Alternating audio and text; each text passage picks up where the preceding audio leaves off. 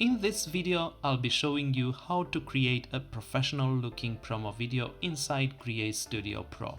Follow me to the end of this video to find some tips and tricks that I use in the process and also to help this video to be pushed by Google and get to more people who might need to see this tutorial. This is Victor with a new CreateStudio Pro tutorial. Today I will be demonstrating how to make a promotional video like this one.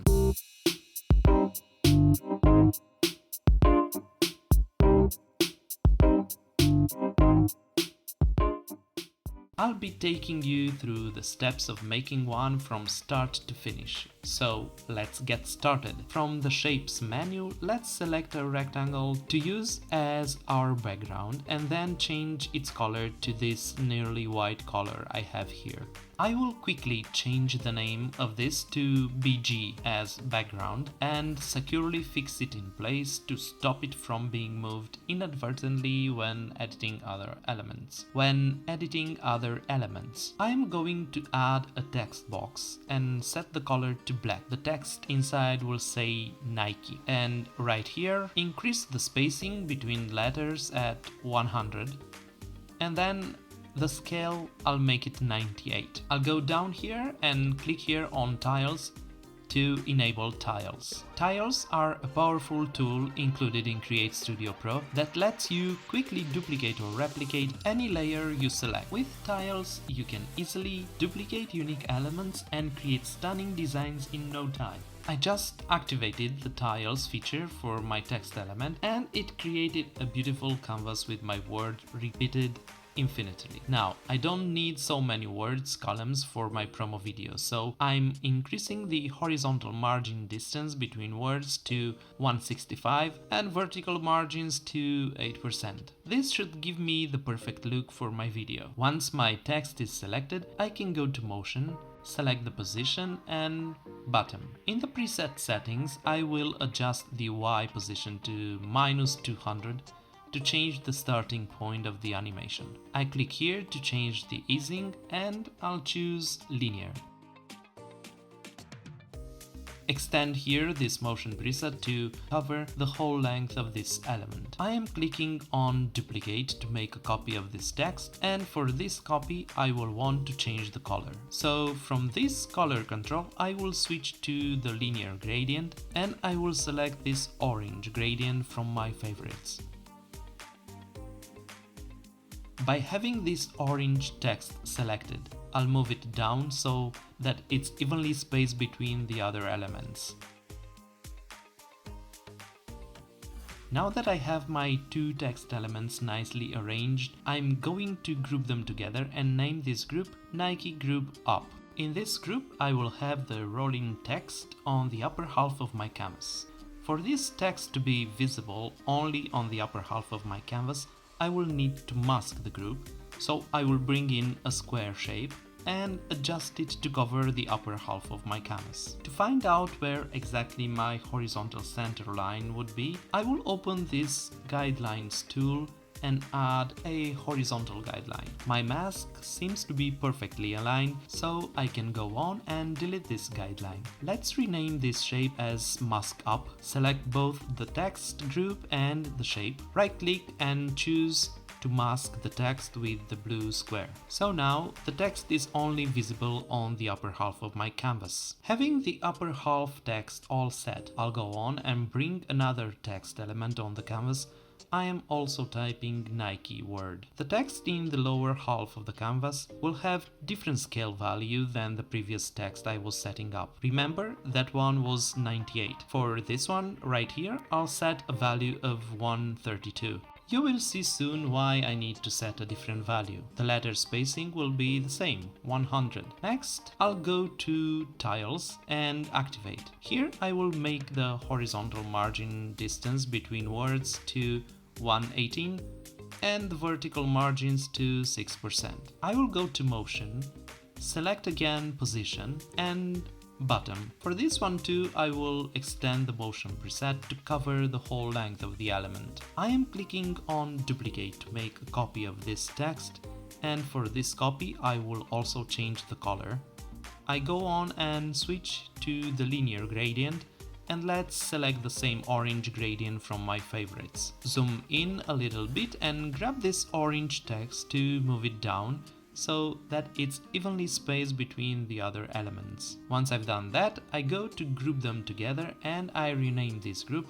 This will be the rolling text on the lower half of the canvas, and let's bring the previous group above this one right here. Next, I will need a mask for this group as well, so I will bring in a square shape and adjust it to cover the lower half of my canvas this time. I open this guidelines tool and add a horizontal guideline to check if I have my mask aligned perfectly to the center, and it seems I need to adjust it a little bit. I click here to delete this line and close here the guidelines tool. I rename this shape just to stay organized on the timeline, and now I go on, I select both the text group and the blue square and mask the text group with the blue square. Now I have my text for the lower half of my canvas. I go on here to properties and change the value for the 3D rotation of the horizontal axis to about -42, and let's bring this top side of the group up here to meet the other text group above right in the middle. If I zoom in, you can see that they fit almost perfectly. You only need to do some fine adjustments to have them perfect as you want. Let's have a preview and see how it looks. It seems that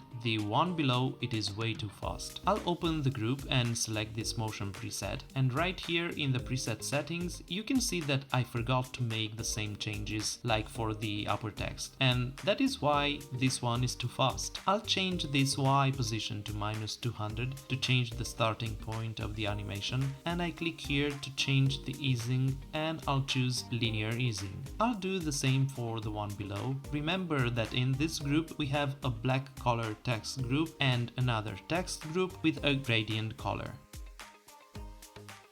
Now I can go back to the main timeline, and if I play it again, you can see that they both roll together with the same speed. To understand better what is happening inside the group after applying the 3D rotation, you can simply double click on this group, and by doing so you will get a kind of an X-ray of this group. What I can also do is to open the guidelines and add a horizontal guideline and then double click on the group to have the X-ray view. Now if I zoom in, I can check if I have everything aligned.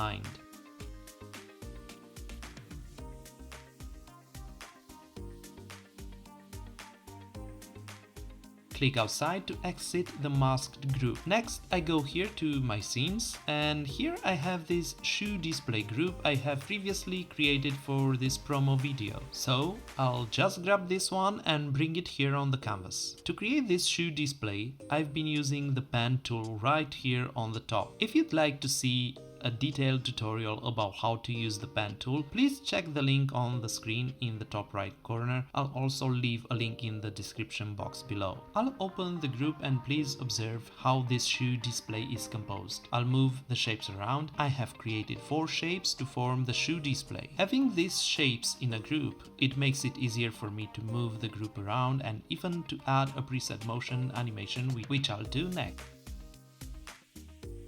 I go to motion, I select fade, fade in, and I'll leave the easing as it is. Linear is what I need. Once I have my shoe display in place with animation, I will need a shoe to place on it. So I'll go to my media folder and I'll just bring on the canvas this shoe that I already have here. If I double click on the image right here on the canvas, I can crop this image as I want. Okay, and now I go to the properties and flip the image and rotate a little bit like that. And let's rename this image here on the timeline. Next, I need an animation for my shoe, so I'll go to motion and select a position animation. I will also go and change the preset settings for this animation. I changed the starting Y position value to -200 and the easing to linear. To give a continuous floating animation effect to my shoe, I position the playhead right after the animation I just added. I go again here to the motion presets and I select loop this time. and then rotation and swing. I grab this loop animation and extend it here for the entire length of the image. And here on the top right in the preset settings panel, I'll change the rotation to 5% and loops, I'll leave it as it is. Once I've done that, I group this image and go back to the motion and add a fade in animation. This fade in animation I'm adding to the entire group. Another thing that I need for this group that contains my shoe image is some batch animations. Remember that before grouping my image I did apply a loop animation, but that one only make my shoe to swing horizontally, and I need it to look like it is hovering above the white display and floating. The batch animations feature in CreateStudio Pro allows us to apply animations to multiple objects or layers at the same time or randomly. This can be useful for quickly adding consistent animation to a large number of elements, or for applying the same animation to multiple objects with different variations. To use the batch animation feature, I select the group I want to animate, and then from this lightning bolt icon right here, I open the batch animation settings and I change the values for moving to the left, moving to the top. Try out all these settings to see which one works best for you. Experiment and discover which settings provide the best results for your needs. Let's take a quick look to see the difference. I'll bring in another text. I'll make this one black, and I go to choose a different font.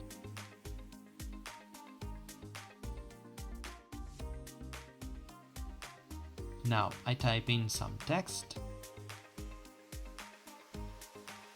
After I have my text ready, I go to motion presets to add a fade in animation, and I'll switch here to fade in by letters. I reposition the text a little bit and I'll make it shorter here on the timeline, because I will need another text right after this one. But before I get my next text, I just need to add a fade out animation for this one.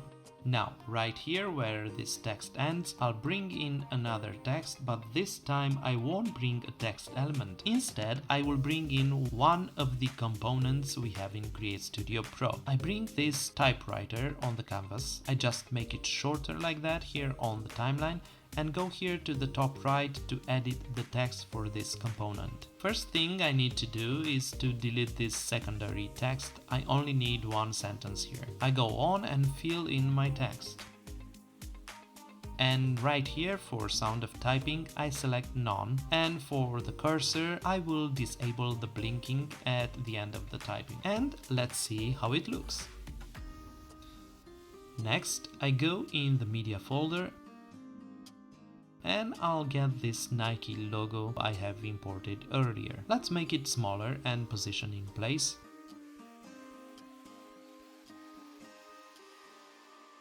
I rename this as Nike logo, and now I need an animation for this logo, so I go to motion, fade, fade in. Under the logo I will also need a text. Select my desired font. You can choose whatever works best for you.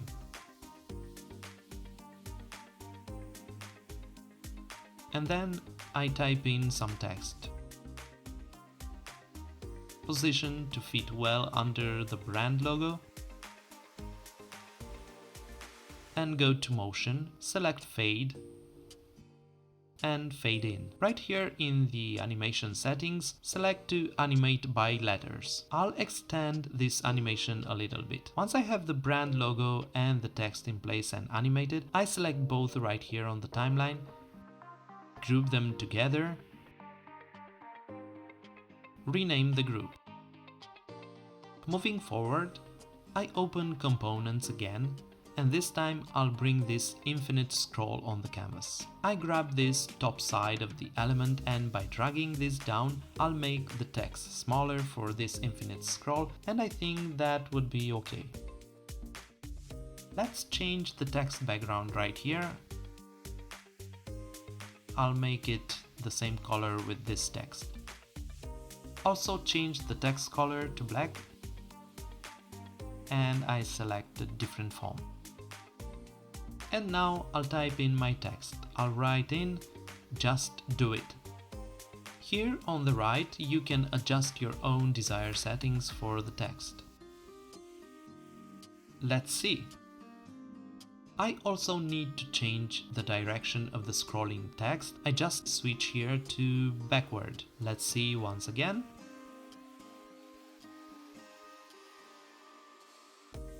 Okay, I'll bring in one more text. And here I type again, "Just do it." I go to motion, select fade, and fade in. Again, I'll want this text to fade in by letters. Now all that's left is to adjust the timing for all elements entry point. I'll just select all these elements here on the timeline and drag them here on the side. Now back to the first text here on the top, I'll just make it shorter, and I go to motions and add an exit animation. I will choose fade, fade out, and I will also want this to fade out by letter. Right here where this text is fading out, I want the black and orange rolling text to come in. So I will select both and drag them here. Selecting this group below, I will add a fade in animation. I go to motion, click on fade and fade in. I make this a little bit shorter and I go to add the same fade in animation for the group above. If I play this very slow, you can see the effect I just created. Next, I will keep adjusting the timing for all the elements on the timeline, so I will just fast forward to skip this part.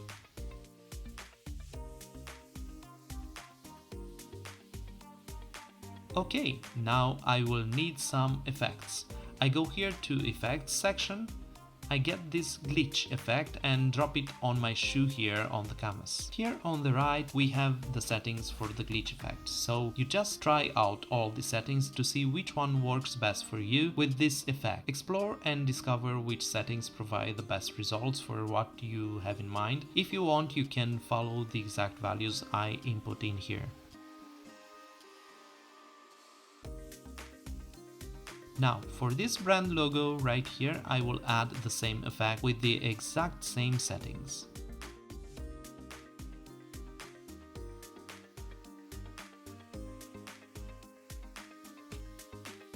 I need to create another effect for the background, so I will bring in a square shape. I'll make this a little bit shorter, and let's change the color for this shape. I'll pick the same orange to match my design. Expand this square to fill the whole canvas, and let's add to it an effect. I will drag this blur effect right here over this orange square. Right here on the top right, I'll increase the strength value to 285. Once I have my orange square with the blur effect all set, I go on the timeline and make it shorter. I extend the timeline to have more control when adjusting it. And now, very quickly, I will create 4 more copies of this orange square and align them on the same track. I don't want them to be evenly spaced apart because I need them to create a flashing effect on my background. Now I can select all 5 of them, group them together and rename. Let's retract back the timeline, and I will select all the elements and group them together, except the orange flashing squares group, and now I bring this big group above this one. I'll go back to ungroup the main group because I just want to add one more text at the end of this short promo. To do that, I will go to components and I am dragging this typewriter onto the canvas once again. I want this to be shorter here on the timeline, and here on top right side I click on this blue button to edit the text. First, I delete this secondary text and type in my text. Select my font. Let's place this in the center, maybe a little bit bigger. like that. I only need to disable the cursor sound and blinking. Now let's select all the elements on the timeline except the background and group them together. One more thing I need for my promo video, and that is a soundtrack. I go here to the music library and I am looking for an audio track. This is the audio track that I need, so I'll just drag this audio file right here on my canvas. Remember that the way to add an audio file from the music library on your project is to drag and drop the audio file on the canvas and not on the timeline. Also, notice that my soundtrack is longer than my video project. I'll position my playhead right here at the end and just cut this audio track, and I delete the part I don't need. And I go here to the top right to set a 2-second fade out for my audio file. Now, let's have a look.